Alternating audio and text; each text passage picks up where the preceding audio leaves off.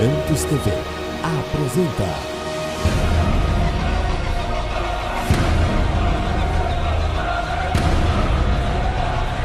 Mensagens que edificam.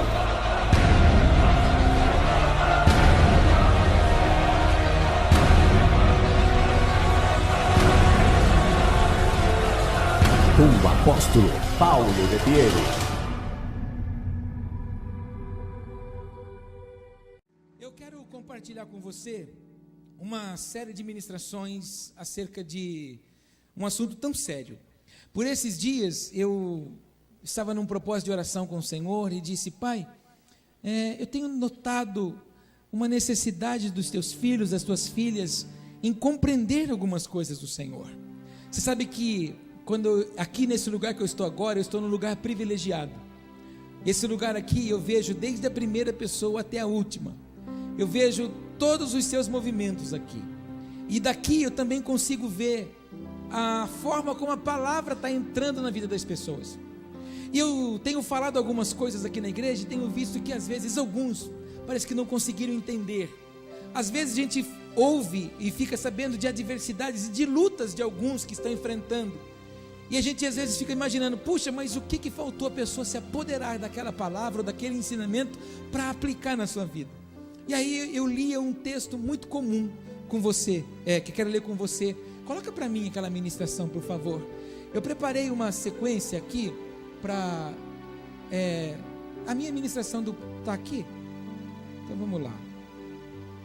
Esse texto, nem precisa abrir sua Bíblia, é um texto que você conhece.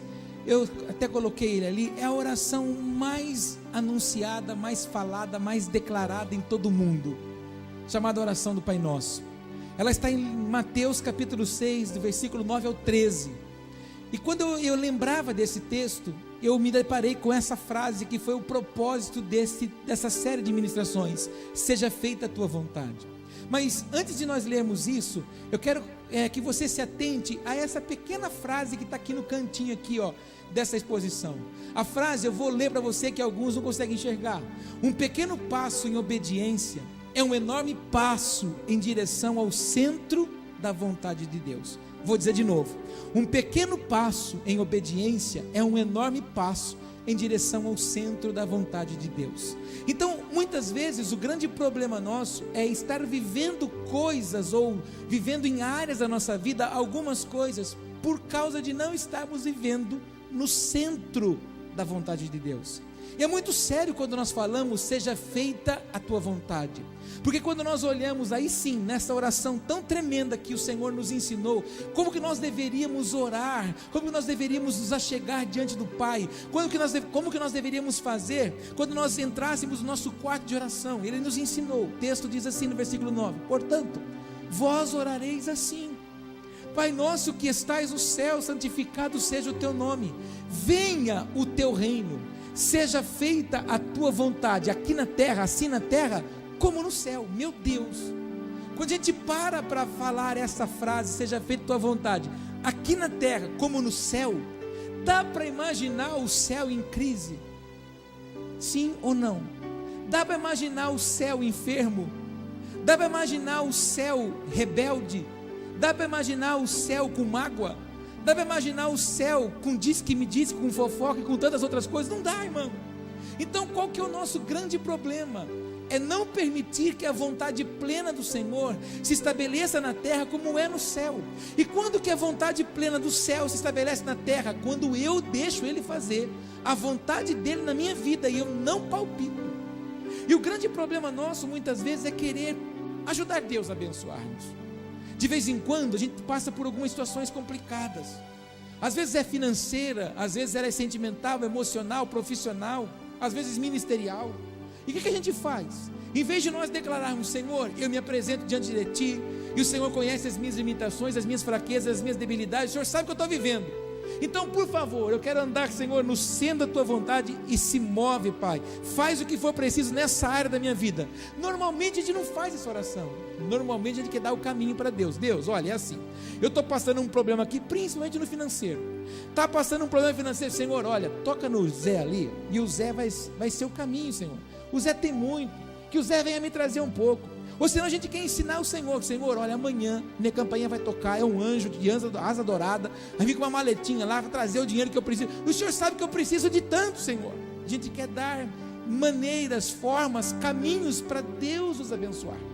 E quando a gente não quer fazer isso, a gente questiona todas as coisas que estão acontecendo com a nossa vida. E a gente aprendeu que se não está dando certo, é o inimigo. Fala isso para o teu irmão: se não está dando certo, é o inimigo. E eu falo uma canção aqui na igreja, usando ela para as pessoas entenderem o quanto nós às vezes caímos no nosso próprio entendimento, na nossa própria falta de entendimento. A gente canta assim uma cançãozinha bem antiga: se acontecer um barulho perto de você, é o anjo chegando para receber suas orações e levá-las a Deus. Vamos lembrar que a gente acabou de cantar? Se acontecer um barulho perto de você, é o anjo chegando para receber a sua oração e levá-la para Deus. Aí, está na sua casa, um gato começa a andar em cima da sua casa, está sozinho. Você começa a amarrar: Senhor, está amarrado esse capeta, esse bicho ruim, essa coisa ruim. Espera um pouquinho. Você canta na igreja que se acontece um barulho, é o anjo chegando para receber a sua oração, e qualquer barulho que você escuta é capeta, então. A gente começou a atribuir tudo que não dá certo ao diabo. E o bicho para ser famoso é esse diabo, irmão. Porque tudo que não dá certo a gente fala que é ele. E a gente, na verdade, nunca pergunta: Senhor, o que o Senhor quer me ensinar com esse momento adverso? Momentos de adversidade, muitas vezes, é pura desobediência nossa. A gente precisa entender que as adversidades surgem para Deus provar-nos aonde está o nosso coração. Eu tenho dito constantemente aqui: por que o Davi foi perseguido? Por que o Saul começou a correr atrás de Davi? Para tirar o Saul que estava dentro do Davi. Se o Davi não tivesse sido perseguido, afrontado como foi, talvez nascesse dentro dele um altarzinho de orgulho, como cresceu dentro do Saul. Então Deus tem os meios, Deus sabe o troninho que eu crio dentro de mim. Deus sabe o trono que você cria dentro de você. Que trono é esse? Aquelas coisas que ocupam o lugar de Deus, aquelas coisas que a gente prioriza mais, aquelas coisas que a gente observa mais, as coisas que a gente dá mais valor do que o próprio Senhor. E a gente acha que para viver para Deus tudo tem que estar 100%. Não, Deus usa as crises. Pega o que o Senhor fez com José. A vida de José foi marcada por crise, esquecido, humilhado. Os irmãos não queriam acreditar no sonho dele. Quando começam a observar que Deus tinha algo na vida de José, eles maquinam alguma coisa para acabar com José. Eles vendem o irmão, colocam o irmão numa situação deplorável. Ele vai ser vendido para ser escravo, depois vai servir na casa de Potifar, depois vai para a prisão, depois Deus o honra. Se você olhar para a vida do José, era o homem para ser o homem mais depressivo da face da terra. Era o homem que, quando foi convidado para se apresentar diante do rei, porque disseram que ele interpretava sonhos, era para ele ter dito assim: eu não interpreto nada. Mas ele teve humildade para dizer: eu não sei, mas o meu Senhor sabe, através da minha vida. Então era um homem que estava olhando para os propósitos de Deus. O dia que Deus deu um sonho para ele, o dia que Deus mostrou que ele seria um homem grande, que Deus faria algo através dele, ele focou aquilo, e nada daquilo tirou o propósito dele. E o que a gente mais vê no meio do povo de Deus hoje? Pessoas que têm um propósito. Deus libera uma palavra, é esse o propósito. Eu sempre dou esse exemplo. No começo do ano a gente faz projetos, e normalmente todo início de ano a gente fala assim: esse é o meu ano, esse é o ano da minha virada. Esse é o ano que eu vou arrebentar, como diz o amigo do Ala, vou arrebentar. E aí a gente fala muito isso: é o ano, mas aí eu vou ser o maior vendedor de coxinha de Jaú. Aí vai fazer coxinha, faz coxinha, começa a vender coxinha, mas a segunda vez que foi fazer coxinha, queimou a coxinha não ficou boa, a massa ficou dura. Aí já logo, não, eu me enganei, não era para fazer coxinha, era para me ser borracheiro. E eu quero olhar para você e te perguntar uma coisa: quantos projetos de Deus você começou esse ano e não deu continuidade? Quantas coisas esse ano você falou que você ia fazer, começou a fazer e parou de fazer? Se isso aconteceu em áreas da sua vida, significa que você não permitiu que a vontade plena de Deus estabelecesse. E é sobre isso que eu quero conversar com você, compartilhar com você nessas semanas, que nós vamos falar sobre isso. Seja feita a tua vontade, porque o texto é claro: seja feita a tua vontade, assim na terra como no céu. Então, se existe crise em nossas vidas, em áreas da nossa vida, significa que o céu não está manifestando em nós, porque eu não deixo. Porque é a minha oração que traz o céu para a terra. Conta para o teu irmão: é a sua oração que traz o céu na terra. Fala para ele, você é um transformador de ambiente. Fala para ele.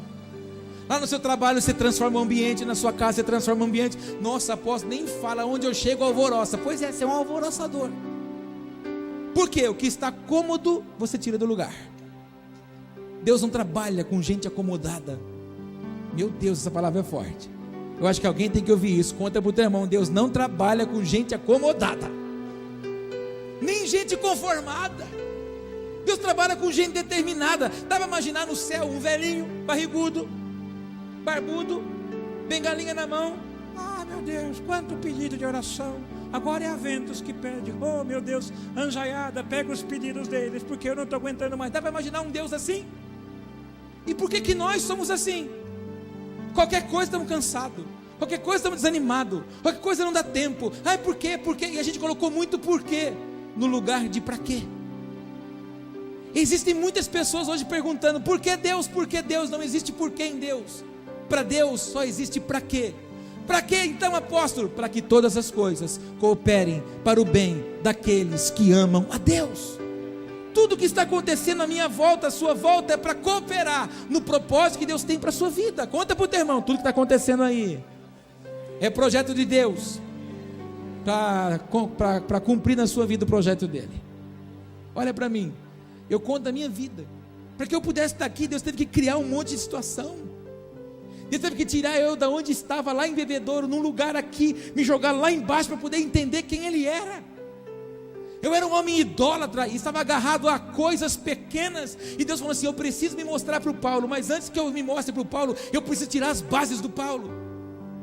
Então o Senhor começou a cortar, podar o Paulo, a tirar onde o Paulo se apoiava, para que o Paulo pudesse reconhecer. O dia que eu reconheci quem ele era, ele disse, agora ele começou a entender o que eu tenho para ele.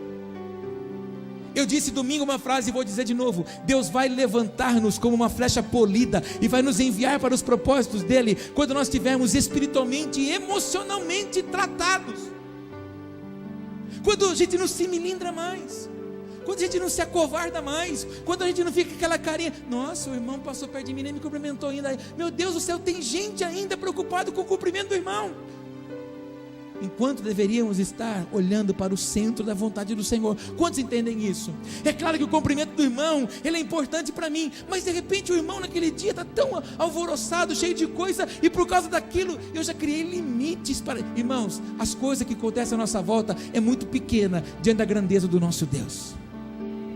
Fala isso para o teu irmão, as coisas que te oprimem, são muito pequenas, diante do tamanho do nosso Deus. Alguém pode aplaudir um Deus soberano, infalível e incomparável?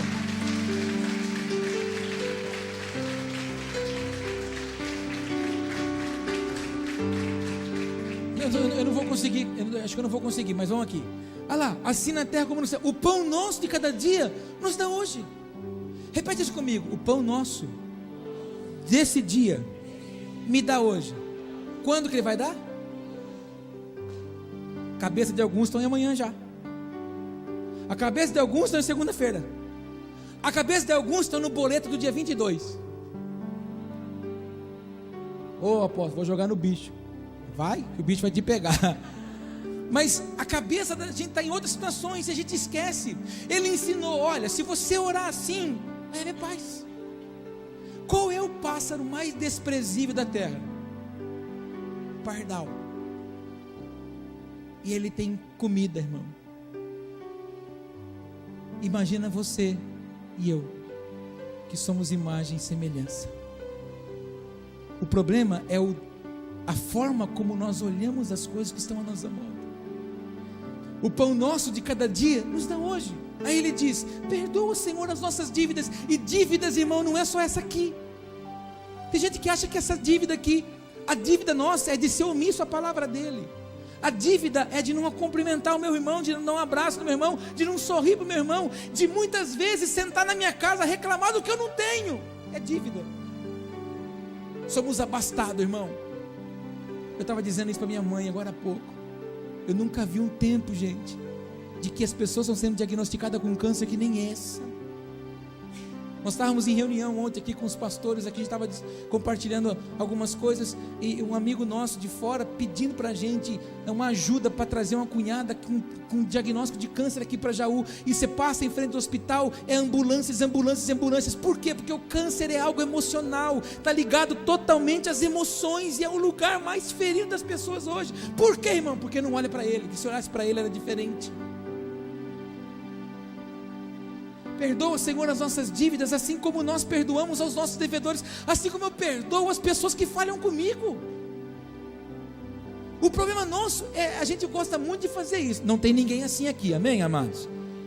Não, aqui em Jaú também não tem assim. Talvez por aí, mas a gente é muito assim. Não, os outros são muito assim. Eu já disse que aqui não tem ninguém assim. Os outros são muito assim. Nossa, olha o que o fulano fez para mim. Olha o que o fulano falou para mim. A gente só consegue olhar o que os outros fez para a gente. Mas a gente tem dificuldade de olhar o que a gente faz para o fulano. Eu já contei para vocês aqui. Uma vez a gente fez um atendimento com um irmão, e eles queriam separar. Não queremos mais saber. Nós nos arrependemos de ter casado. Eu disse, meu Deus, eu não vou perder essa guerra. E aí nós começamos a conversar, porque toda história tem dois lados. Se você contar a história da Chapeuzinho Vermelho e ouvir só Chapeuzinho Vermelho, o lobo mau é mau. Se você conversar com o lobo mau, a história do Chapeuzinho Vermelho, a Chapeuzinho Vermelho é mau. Então toda a história tem dois lados. A gente conversou com os dois, e a gente chegou à conclusão e descobriu que o problema estava no irmão. O irmão falava tipo assim, de cima para baixo. Ele tinha uma voz pesada. Até o bom dia dele, em vez de ser bom dia, era bom dia. Então a palavra dele feria. E ela dizia assim, parece que todas as coisas que ele vai falar comigo é ordem. Parece que tudo que ele está falando comigo, ele está mandando. Eu não aguento mais isso. Então nós combinamos com ela, que toda vez que ele falasse assim, ela ia dar 3 croques na cabeça dele. Nós marcamos para conversar com ele uma semana seguinte. Ele veio com a cabeça roxa. Mas por quê? Porque nós somos ruins de falar de nós. Se você for falar com alguém de você, você vai falar o que você é bom. Porque eu sou bom, porque eu sou, porque eu sou. Mas nenhum de nós vamos falar assim, ó, porque eu sou ruim para perdoar, viu? Nenhum de nós vamos falar assim, ó, porque eu sou assim, ó, a minha língua é terrível. Eu vou falar uma coisa para você, eu sou briguento. Ninguém fala isso, irmão. Isso se revela. Porque nós não gostamos de falar os nossos defeitos. Nós gostamos de exalar as nossas qualidades. Conte comigo. Então, seja feita a tua vontade, assim na terra como no céu. O pão nosso de cada dia nos dá hoje. E perdoa-nos as nossas dívidas, assim como nós perdoamos os nossos devedores. E não nos conduz à tentação. Deus não leva ninguém à tentação, irmão. Deus não tenta ninguém. Conta para o teu irmão, Deus não te tenta. Fala para o teu irmão, Deus te prova. E o problema nosso é que quando Ele prova, a gente é reprovado. O problema nosso é que quando Ele vai começar a trabalhar em nós, a gente começa a gritar. Imagine que você está olhando na minha mão, que não tem nada, mas imagine que na minha mão tem um monte de barro argila. Queria que você entendesse que nós somos um monte de barro. Aí Ele coloca naquele compartimento que Ele vai fazer a obra. O olheiro vai começar a executar o projeto. Quando Ele saca você daquele monte e separa exclusivamente você. Mas antes de Ele começar a exercer o desenho dele na minha vida e na sua, Ele começa a tirar os fiapos, Ele começa a tirar as pedras e dói. Ele começa a arrancar e começa a executar a obra. Ele começa a exercer o desenho dele. E é nessa hora que muita gente é reprovada, quando Deus começa a desenhar nela o que Deus quer.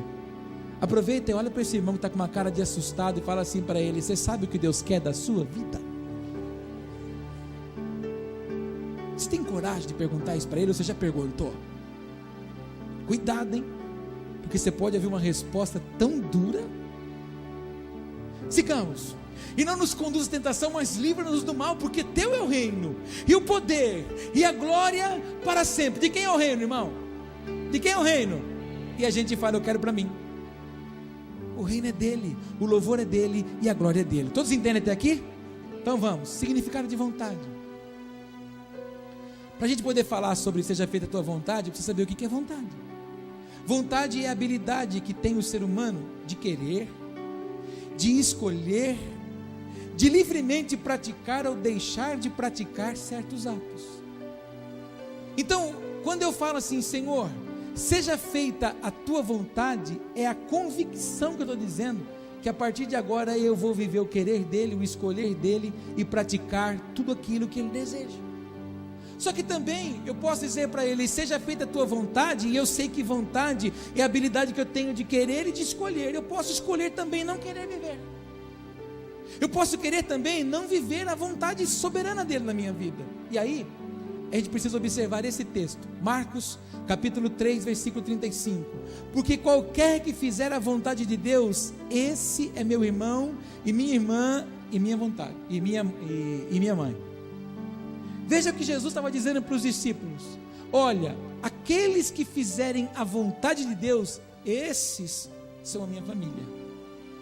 E eu tenho que dizer uma palavra pesada aqui agora.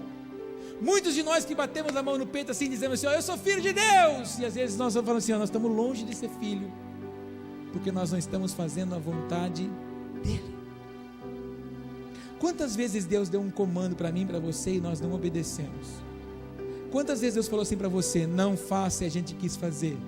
Quantas vezes Deus falou para mim, para você, espera, a gente não quis esperar? Quantas vezes Deus falou para a gente, maneira, a gente não quis maneirar? Quantas vezes Deus falou para a gente assim, muda, a gente não quis mudar? Quantas vezes Deus falou, não compra, a gente foi e comprou? Quantas vezes Deus falou para a gente, não empresta, a gente foi e emprestou? Quantas vezes Deus falou para a gente, não põe a mão, a gente foi lá e pôs? Quantas vezes Deus falou, não queira ser Deus no meu lugar, a gente foi lá e quis ser? Quantas vezes a gente não agiu errado? Por quê? Porque agiu contrário à vontade. Então ele disse, a minha família são aqueles que fazem a vontade de Deus. Então para eu dizer, eu sou filho de Deus, eu preciso fazer a vontade dele. Quantos são pais aqui, digam amém.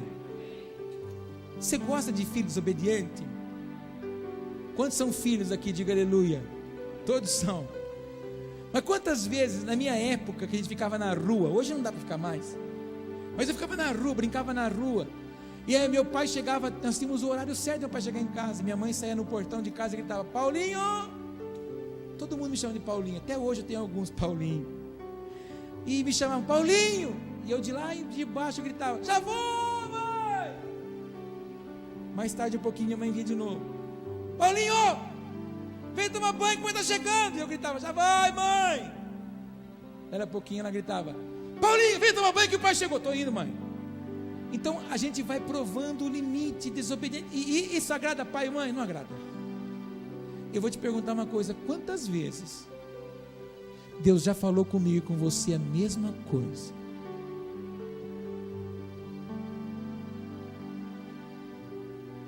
Aposta, porque eu sou assim, eu sou aquele crente do tutano, eu capoto, mas não breco. Por isso que vive esfolado. O que a gente mais vê hoje é crente esfolado porque anda desobediente. Repete comigo, parte da família de Deus são aqueles que fazem a vontade de Deus.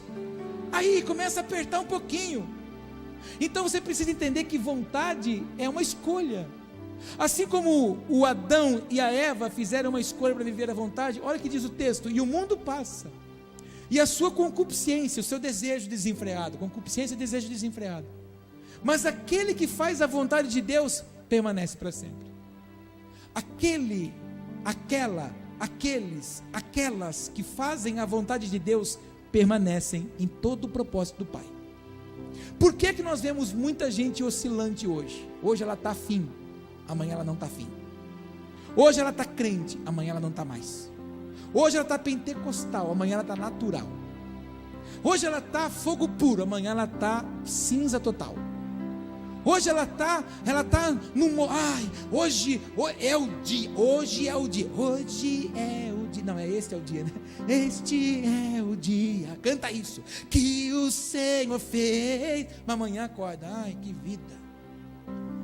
Alguns começam cantando, esse é o dia que o Senhor fez, mas vai dormir, que dia. São oscilantes, por quê? Por causa da concupiscência, por causa do desejo nosso desenfreado. Tudo vai passar, mas se eu e você permanecermos no centro da vontade de Deus, nós viveremos estabelecidos por Ele. Quantos comigo até aqui? Mais um texto, 1 João ainda, capítulo 5, verso 14 e 15. E esta é a confiança que temos nele, que se pedimos alguma coisa, fala comigo, segundo a sua vontade, ele nos ouve. E se sabemos que nos ouve em tudo o que pedimos, sabemos que alcançamos as petições que lhe fizemos. Aqui está a chave de tudo que eu preciso falar para você hoje. Eu nunca vi uma época em que as pessoas fazem de tudo para ter alguma coisa de Deus, menos a vontade dele. As pessoas querem lenço ungido, sapato ungido, vassoura ungida, cajado ungido, botija ungida, tudo ungido, mas não quer se ungir para ouvir ele. As pessoas querem que Deus faça alguma coisa, mas ela não quer fazer nada. Eu dizia aqui terça-feira, o que mais se tem hoje é congressos de avivamento, conferências de fogo, conferências de poder, isso e daquilo. Aí nós vamos para essas conferências, mas no meio do caminho, voltando para casa, a gente já esqueceu tudo que recebeu nessas conferências e continua do mesmo jeito. Eu conheço gente que vive tolado em conferência, mas não muda a vida. Por quê? Porque não faz a vontade. Olha o que o texto diz, olha o que o apóstolo João escreve. E esta é a confiança que nós temos nele. Em quem? No Senhor. Que se nós pedimos alguma coisa segundo a sua vontade. E aí, tem alguns que falam assim às vezes, não sei, apóstolo, eu estou orando, mas Deus não está respondendo. E a pessoa não sabe entender que não é a hora. Deus não pode dar nada para você antes da hora. Conta isso para o teu irmão. Deus não vai te dar nada antes da hora. Fala, muito menos dinheiro. Por que Deus não prospera quem não pode segurar? Tem gente que não pode prosperar. Tem homem que não pode prosperar, que se prosperar ele mantém mal uma casa. Tem uma mulher que se ela prosperar, ela perde o casamento. Deus sabe que ele pode prosperar na hora exata. Existem coisas que nós estamos pedindo para Deus e não é a vontade dele, é a vontade nossa. E é onde nós não sabemos distinguir, discernir o que é para a minha vida. Esta é a confiança que nós temos nele, que se pedimos alguma coisa segundo a sua vontade, ele nos ouve. Você já parou para perguntar, Senhor, será que eu estou fazendo a tua vontade? Eu falei para os irmãos aqui na aula terça-feira. Sabe qual foi a pergunta? Sabe qual é a pergunta que eu tenho mais feito para Deus ultimamente, Márcio? Eu tenho perguntado assim para Deus: Deus, a minha vida te agrada? Os meus gestos, a minha conduta te honra? Porque de nada adianta eu carregar uma Bíblia, vir aqui na igreja, ser o pregador da palavra, se a minha vida não expressa e não exala Ele. Não adianta nada nós dizermos que somos cristãos e não agirmos como cristãos. Porque quando eu digo que sou cristão, eu digo assim, eu sou um pequeno Cristo. Significa então que eu sou igual a Cristo, eu faço o que Cristo fazia. E Ele disse que se eu crer, se você crer, se nós cremos, nós faremos coisas maiores do que Ele faria. Ou melhor, do que Ele fazia. Significa então, se Ele ressuscitava pessoas, nós vamos ressuscitar. Se Ele curava, nós podemos curar. Mas qual que é o grande problema nosso? Não estar no centro da vontade dEle. E passamos então a pedir coisas nossas. O apóstolo Tiago disse: de onde vêm essas guerras e deleites dentre vós? A não saber dos vossos próprios deleites ou prazeres? Existem guerrinhas que estão aqui dentro de nós. Essas guerrinhas vêm de onde? Do nosso orgulho, da nossa terra, da coisa fundamentada da onde nós saímos, que é terra, e esquecemos de ficar ligados no céu. E muitos começam a cobrar: Deus, o Senhor não está me abençoando, o Senhor não me ouve. Aí o versículo 15: e se sabemos que nos ouve em tudo o que nós pedimos, sabemos que alcançamos as petições que lhe fizemos. Ou seja, quando eu peço, eu sei quem Ele é, porque eu estou na vontade dEle. Eu demorei para entender qual era a vontade dEle. Os que estão aqui já há alguns anos nessa casa, sabem como é que foi o chamado meu para essa igreja. Eu era gerente de uma empresa. Eu fui participar de um culto inaugural de uma igreja, de um amigo nosso, de um representante da empresa que eu trabalhava. Naquele culto, Deus muda o culto só para falar comigo, lá em Limeira. E o pregador daquela noite liberou uma palavra que Deus estava entregando um ministério para uma pessoa que estava lá. E sabe qual foi a palavra que Deus disse? Depois de entregar o ministério, Deus disse assim: se você não aceitar o que eu estou colocando na sua mão, eu vou tirar de você o que você tem de mais precioso. E eu sabia que Deus estava falando comigo, porque quando Deus fala com a gente sabe. Fala isso para o teu irmão: quando Deus fala com a gente sabe. E Deus disse: eu vou tirar o que você tem de mais precioso. Isso aconteceu em 2004. É esse menino aqui. Em 2004 ele tinha 2 anos. E Deus me disse: se você não pegar esse ministério, eu vou matar esse menino. Aí você fala: que Deus ruim. Não. Eu não nasci para ser satisfeito, para que Deus satisfizesse as minhas vontades. Eu nasci para viver os projetos de Deus. Você não nasceu para ser feliz nessa terra, não, irmão. Você nasceu para fazer a vontade de Deus. Conta para o teu irmão: você não nasceu para ficar felizinho aqui nessa terra, não. Conta para ele: você nasceu para fazer a vontade de Deus. Por que tem muita gente sofrendo na terra hoje? Porque não faz a vontade de Deus. Aí as pessoas falam assim: mas como Deus é ruim, por que Deus te deu um filho então? Deus não me deu um filho para mim, irmão. O filho é dele, eu só cuido, eu só ensino ele. É do Senhor saiu e do Senhor para o Senhor voltará, mas eu preciso cuidar disso. Então o Senhor falou assim: eu te dei para você cuidar, mas se você não quiser viver o que eu tenho, eu tiro de você também. Deus não fez isso com Saul. Eu vou dar para você, Saul, meu espírito. Mas a hora que Saul saiu do centro da vontade de Deus, o que o Senhor fez? Eu tiro de você o meu espírito. Por que o salmista Davi canta no Salmo 51? Senhor, não retire de mim o teu espírito. Porque ele viu Deus tirando o espírito de Saul, e viu como que o Saul ficou perturbado, porque estava andando fora do governo do Senhor. Porque nós temos pessoas hoje batendo cabeça em tudo quanto é área da vida, porque está sem o governo do Espírito do Senhor, está fora do centro da vontade do Pai. Quantos entendem isso? Fala para o teu irmão: Deus quer você no centro da vontade dEle. Quantos estão comigo ainda? Eu já estou terminando, diga aleluia. Olha lá, entenda a diferença de vontade soberana e permissiva de Deus. Existe uma vontade soberana de Deus para mim e para você. Repete isso comigo: vontade soberana. Vamos pegar um texto para você entender. O texto que eu peguei é um texto prático, que é fácil para todos entenderem, de Jonas capítulo 1, verso 1 e 2. Toma nota, depois você lê de novo na sua casa. E veio a palavra do Senhor a quem? A Jonas, filho de Amitai. Olha que nome bonito. Se você deseja ter um filho, olha que nome lindo se for um menininho: Amitai. Olha que lindo, Amitai. Coitado, ele vai processar você depois.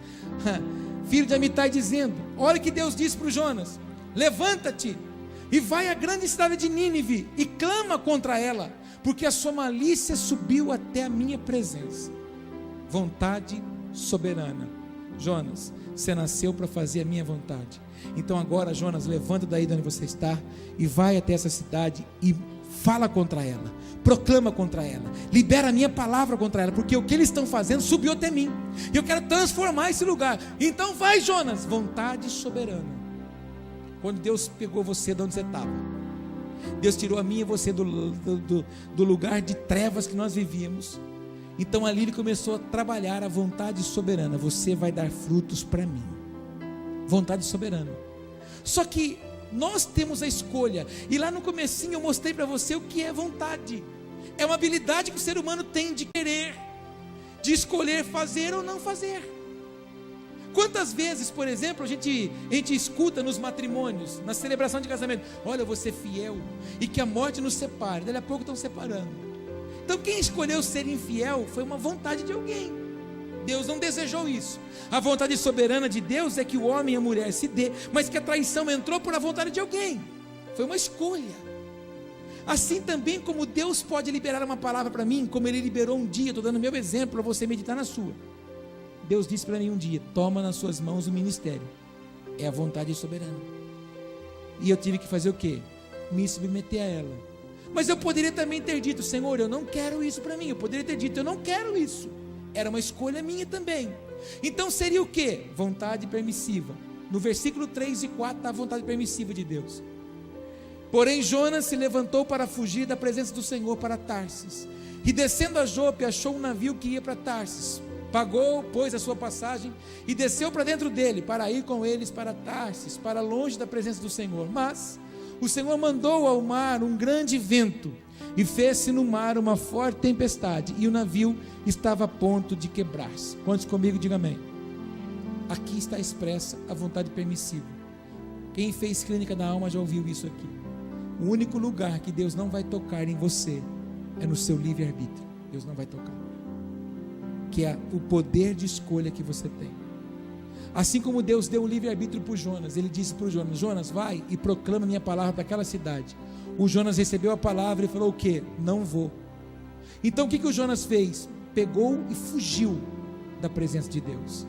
Então Deus poderia ter intervido? Poderia. E Deus permitiu que ele fugisse por quê? Porque Deus permite para que a minha vontade seja estabelecida. Você pode escolher estar aqui hoje.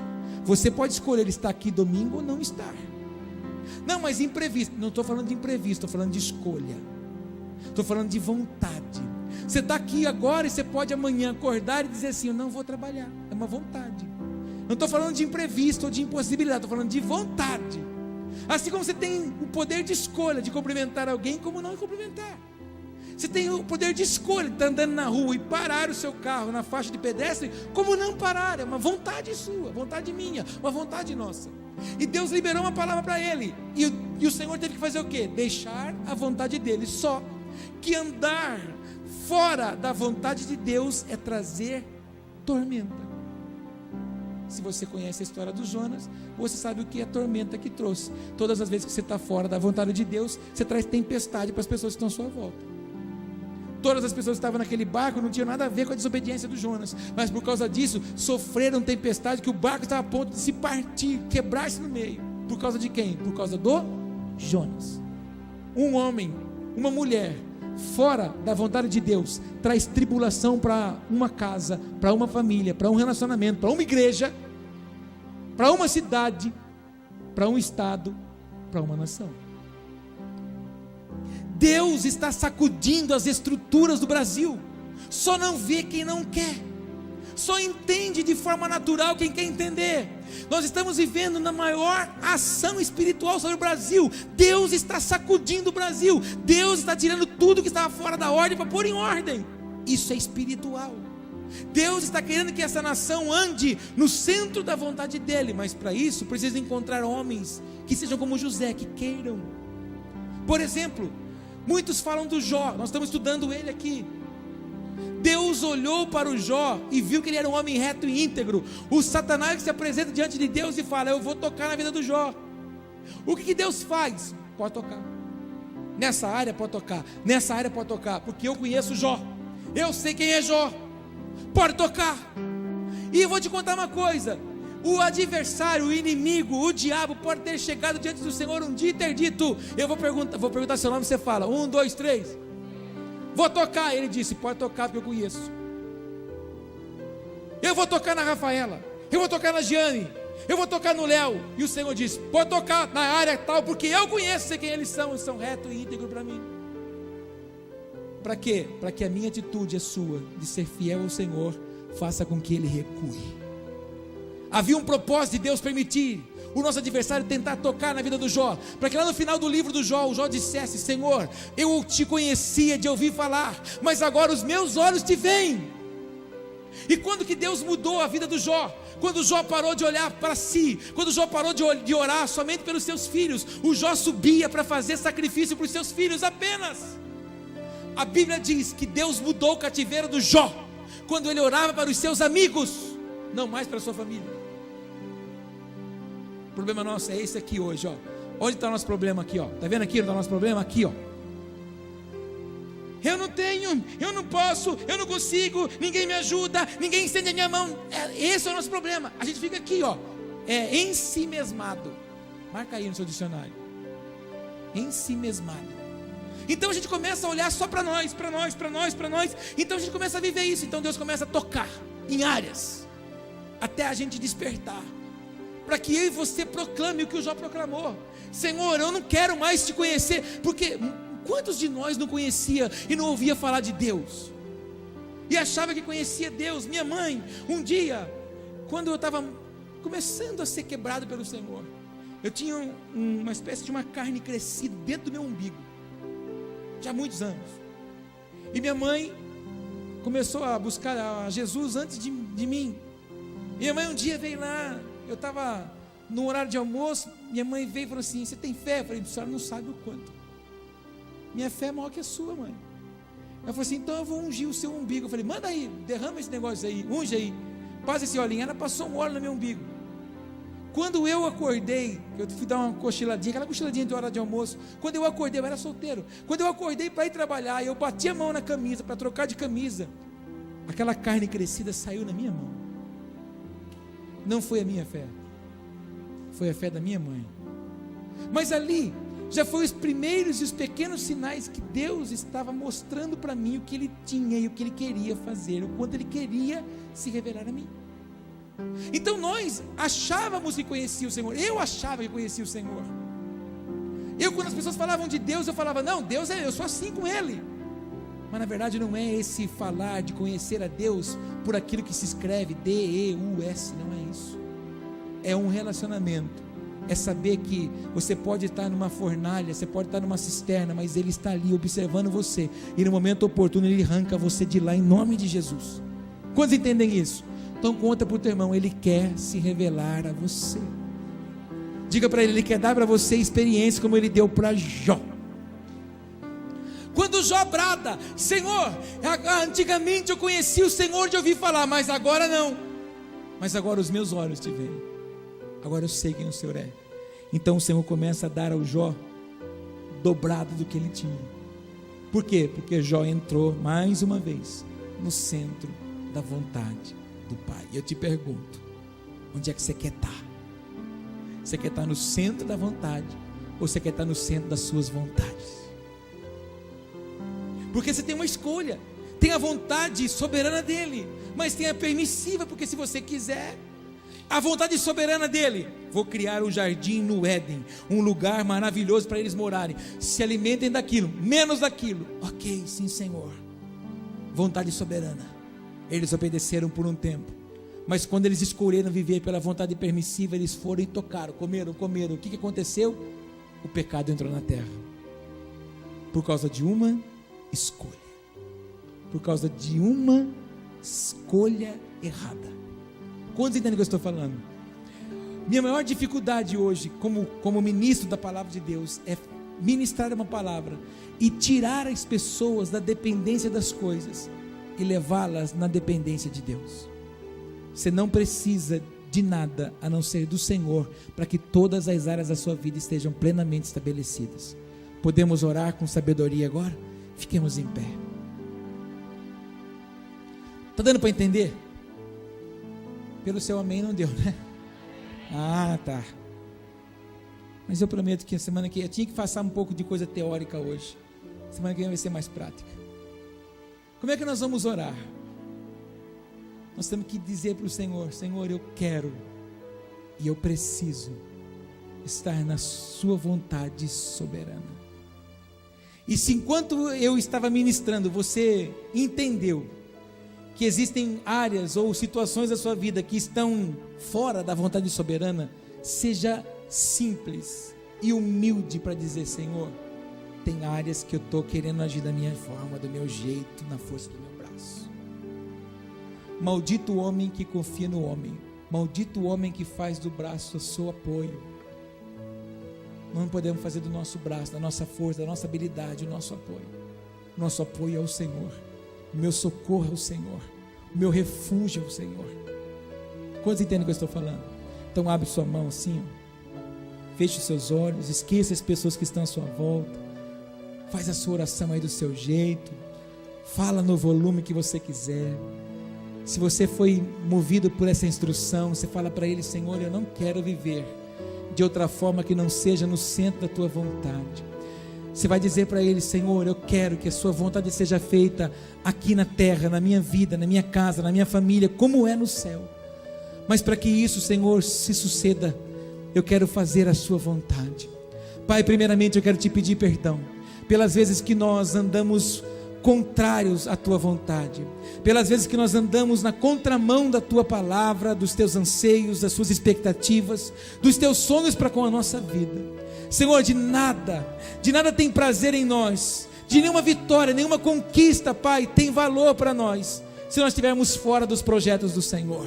Pai, nesta noite nós iniciamos um ciclo, uma série, um tempo de ouvirmos a Tua voz acerca de vivermos, de andarmos e de caminharmos segundo a Tua vontade. Senhor, eu sei que enquanto o Senhor ministrava o nosso espírito nesta noite, pessoas foram ministradas e tocadas de áreas e situações das suas vidas que precisamos ajustar, de que precisamos dizer: Senhor, até aqui eu andei do meu jeito, até aqui eu escolhi da minha forma, até aqui, Senhor, eu esqueci de viver a Tua vontade e vivi dos meus planos, segundo os meus planos, segundo as minhas vontades. Mas Pai, a partir desta noite eu quero alterar isso, a partir desta noite eu quero mudar esse ciclo, a partir desta noite, Senhor, eu não quero viver mais em meio às tempestades, eu quero viver segundo a soberana vontade do Senhor.